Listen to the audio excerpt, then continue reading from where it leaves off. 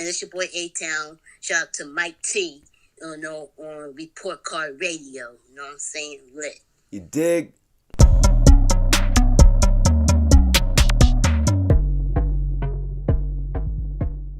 You know, A-Town, man, first of all, I just want to say it's an honor to actually have you on the platform. Report Card Radio. Today, we got A-Town. Hey.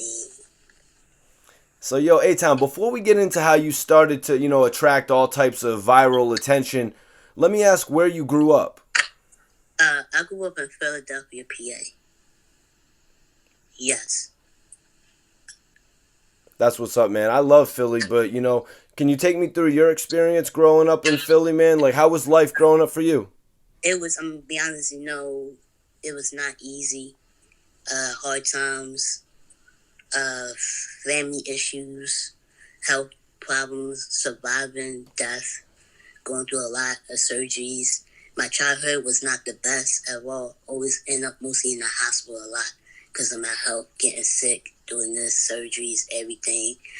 Also, abuse a father and all that stuff, everything, all that stuff, getting back, getting work done, trying to, supplies. But my life, as I go older, my life starting to change better, because, I always think back like, if I wasn't, did this, will I be? Probably still be looking for jobs still and stuff, everything, because I did was culinary arts with chef. But as I grew up, I felt better. I felt more, I could do this. I could get through this. Yeah, man. So, like, how was it growing up for you? Were you facing, like, any type of bullying, or were you getting into fights? Yes. A million times since elementary to now, the social media is people talk.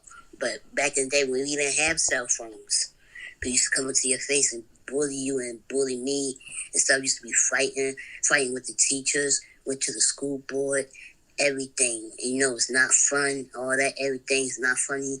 A lot of people tend to give up. These people who have health problems like me, they tend to give up and just go with the flow, I'm different. I'm gonna show you how I'm different. We ain't gonna just go what you say and do that. I'm gonna show you, I'm gonna show you I still on my 2 feet. I'm gonna show you what I could do in the right way. Everything had to be violence, because I know violence ain't the answer. Because I did something stupid when I was like 17, and I was almost got myself locked up. But at the same time, though, God said, no, do not lock them up. God gave me experience not to do that. That was a lesson learned, because I said, how people remember that guy that went to the school shop, and that was in Colorado. That was when we was like kids or younger. Remember that when that shooting started and stuff? People kept thinking like I was gonna be like that person. I wasn't, but I brought a knife to school. That's when I was like 17. I was in 11th grade. Got tired of being bullied. So many times I telling teachers how to do this and that, like nobody was listening to me. So I took it upon myself by the next school about to stab somebody. But I told my crush that I like. The next she told on me. Next my mom yelling at me. Everybody, the cops came, all this stuff. Take me down to the police station. I was so mad as hell. Everything, they said, nope, don't lock him up because he don't know no better. I understand he get bullied and stuff, so he's good to go. But if he does it again, then he get locked up. And they had to send me to the crazy house, though I was crazy, but they know I wasn't. But they just made sure I was good. So I thank God that didn't happen, because, that could have been on my record. That could have changed everything. I don't think I would have been famous. Facts. Man, you've obviously got a gift. So, A-Town, what did you do? How did you overcome all these obstacles, man? First, God was with me all the time. He had his holy angels around me. All angels around me. Even though Satan was trying to come and destroy me, was like my health, put more stuff, extra stuff to me, everything. But God always pulled me through certain things. Some things that I thought I could never handle. But I'm like, wow, I can't believe I handled it. When I got through it, I'm like, wow. And I be saying, all right, God, what's the next step? I mean, it might be hard, but I'm ready, you to use me in the right way. It ain't easy. It's hard. It was so hard that I almost committed suicide. It was so hard that I almost committed suicide because I got tired of being abused, hurt. Everybody was bullying me. That shit was too hard, but lucky I'm surprised I went through like, So what was it that eventually pushed you into the music and the entertainment industry? What pushed you into it? be honest, like, I wasn't expected to become famous. It just happened. I wasn't expected to do music or nothing like that. My thing was cooking.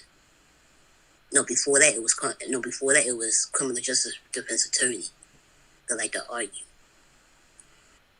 Then I guess I went to cooking. Then all of a sudden God gave me a plan to do this entertainment.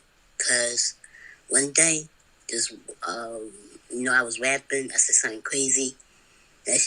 Like years passed by. Somebody said, "I heard your raps and stuff." People kept looking at me like, "Why everybody keep staring at me?" or something like that.